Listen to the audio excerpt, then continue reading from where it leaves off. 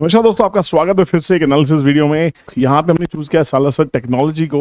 हमने 3 हफ्ते पहले 3 वीक्स अगो हमने जब ये स्टॉक 16 रुपीज पे था वहां आपके लिए वीडियो बनाई थी। वहां से 16 रुपीज से स्टॉक वापस 21 हो चुका है। तो यहाँ पे इसका एक न्यू वीडियो आ रहा है, यहाँ पे इसको नए चैनल पे डाल रहे हैं।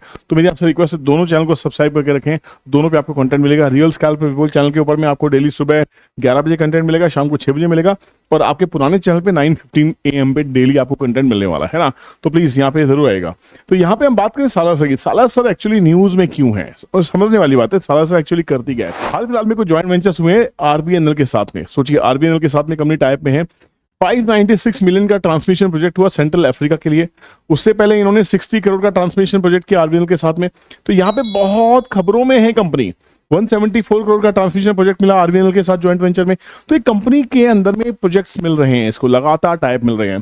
तो ये कंपनी करती क्या है, फास्टेस्ट ग्रोइंग स्टील स्ट्रक्चर में इनकी कंपनी है, क्योंकि इंफ्रास्ट्रक्चर में स्टील स्ट्रक्चर्स का बहुत बड़ा रोल रहता है। ये रेलवे के लिए काम करती है, सोलर के लिए काम करती है, टेलीकॉम के लिए काम करती है। और अगर इसकी बात करें, इसके जो मेन क्लाइंट्स हैं, मेन क्लाइंट्स को देखेंगे तो आप हैरान हो जाएंगे।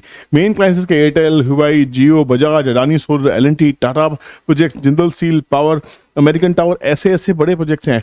और हर महीने कंपनी को 30 से 35 करोड़ के ऑर्डर्स मिल जाते हैं। ये रेगुलर इनको ऑर्डर्स मिल रहे हैं। इनकी सेल्स की अगर बात करने की कोशिश करें तो सेल्स भी लगातार स्टेबल सेल्स है। देखिए लगातार 300 करोड़ के आसपास के इनके स्टेबल प्रॉफिट्स हैं। आप ध्यान से देख सकते हैं कि इनकी जो सेल्स है ऑलमोस्ट 300 करोड़ के आसपास में लगातार ये मेंटेन कर रहे हैं, इसमें कोई डाउट नहीं है। जो प्रॉफिट मार्जिन है 10% के ऑपरेटिंग प्रॉफिट मार्जिन पे कंपनी काम कर रही है। कंपनी हमेशा अपने प्रॉफिटेबल क्वार्टर पोस्ट करती है। प्रॉफिट कम ज्यादा हो सकते हैं बट क्वार्टर प्रॉफिटेबल है हमेशा। और ईयर ऑन ईयर ग्रोथ की बात करते हैं कंपनी की, ईयर ऑन ईयर ग्रोथ की बात करते हैं तो अगर 2020 से कंपेयर करें 526 करोड़ के ऑर्डर जो हुआ करते थे, अब बढ़ के वो 1241 करोड़ के हो चुके हैं। और लगातार ये ऑर्डर्स बढ़ रहे हैं, ये सेल्स हमेशा से बढ़ रही हैं। जो प्रॉफिट्स हैं वो लगातार बढ़ रहे हैं। ऑपरेटिंग मार्जिन प्रॉफिट स्टेबल है।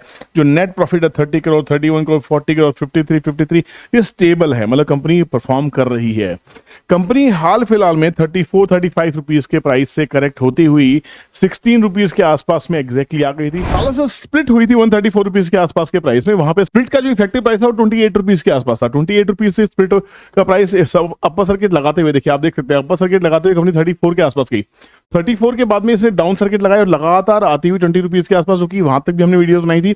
उसके बाद ही कंपनी 16 रुपीज तक आगे चली गई। लोग बड़े परेशान हुए, बहुत परेशान हुए। इनका एग्जैक्ट 3 हफ्ते पहले वीडियो आपको बना के दिया और वीकली चार्ट के ऊपर आप देखेंगे कि 3 हफ्ते पहले जब जाएंगे, ये देखिए 1 2 3 ये एग्जैक्टली इस प्राइस के ऊपर था 17 रुपीज के आसपास में, जहां आपको वीडियो बना के दिया गया था। बॉटम से शेयर ने मूव करना स्टार्ट किया। करेक्ट एनालिसिस कैसे होती है, स्टॉक्स को कैसे फाइंड आउट किया जाए, स्टॉक फंस गया तो कैसे निकलना, ये सब एक प्रोफेशनल अप्रोच होती है।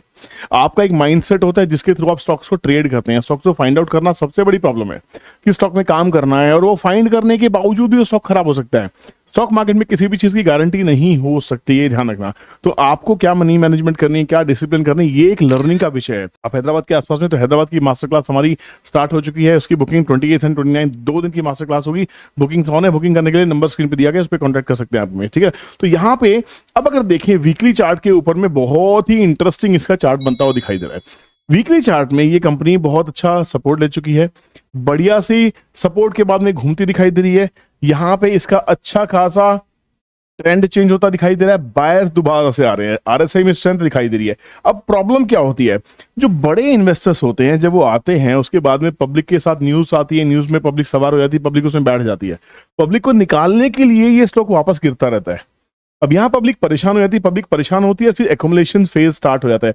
एकोमुलेशन फेज के बाद में बड़े बायर्स आते हैं, स्टॉक में ब्रेकआउट आता है। यही बड़े स्टॉक्स के अंदर में होता है, ये ध्यान रखना। बड़ी रैली के लिए ये कंपनी एग्जैक्टली काम कर रही है। इंफ्रा में, रेलवेज के लिए, पावर के लिए, सोलर के लिए, मोनोपोल्स बना रही है, बहुत सारी चीजें बना रही है। तो मेरे हिसाब से ये स्टॉक आपकी वॉच लिस्ट में होना ही चाहिए।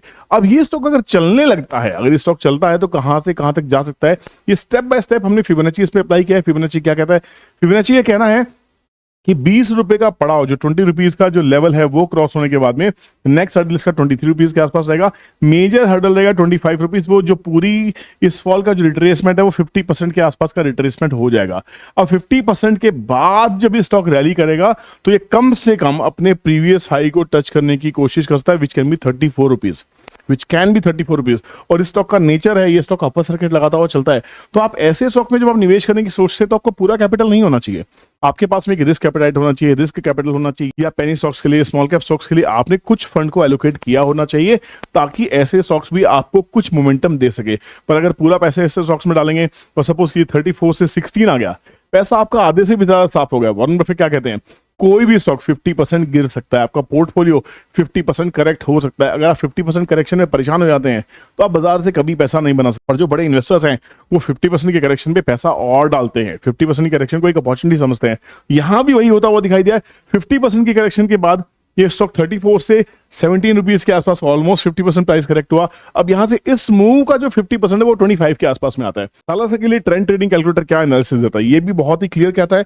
16 का ही ब्रेकआउट लेवल था, इसी के ऊपर चला है, बहुत ही क्लियर है। 20 के आसपास में आ चुका है, सस्टेन कर रहा है, नेक्स्ट 25। तो 25 यहां से भी मैच हो रहा है, 25 चार्ट से भी मैच हो रहा है। तो मेरी एनालिसिस काफी हद तक स्ट्रांग हो जाती है, मेरा कन्विक्शन मेरी एनालिसिस पे और ज्यादा अच्छा हो जाता है। आपको क्या लगता है कि सालासर क्या वाकई चल सकता है? क्या वाकई सालासर वापस 25 से 34-35 रुपीज जा सकता है, या उसके भी ऊपर जा सकता है? क्योंकि आरबीएनएल जैसी कंपनी के साथ अगर टाई अप कर रही है, उसको प्रोजेक्ट्स मिल रहे हैं, लगातार ऑर्डर मिल रहे हैं, तो क्या इसका फ्यूचर ब्राइट हो सकता है? मुझे आपकी राय कमेंट सेक्शन में जरूर चाहिए। वीडियोस आती रहेंगी, पर हम रिलेशनशिप एस्टेब्लिश करेंगे, ये रिश्ता बने रहना चाहिए। लाइक कीजिए, कमेंट कीजिए, दोस्तों में शेयर कीजिए और बताइए कि हम वापस आ चुके हैं इस चैनल के ऊपर में। और नए चैनल को सब्सक्राइब करना बिल्कुल मत भूलना, जिसका नाम है रियल स्कैल्पर विपुल। यहाँ पे डेली 2 वीडियो आती हैं, सुबह 11 बजे और शाम को 6 बजे। और अपने चैनल पे अब डेली आपको सुबह 9:15 बजे वीडियो जरूर मिला करेगी। मिलते हैं नेक्स्ट वीडियो में, तब तक के लिए ख्याल रखिए, सीखते रहिए, मजे कीजिए। जय हिंद।